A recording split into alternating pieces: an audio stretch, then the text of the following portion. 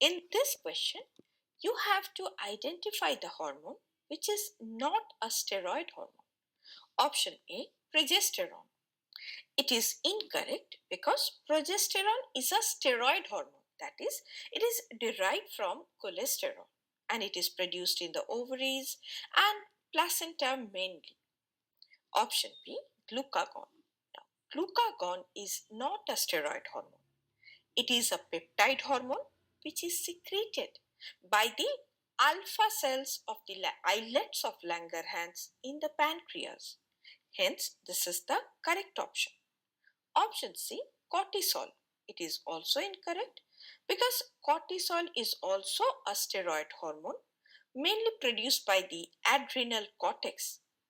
Option D, testosterone.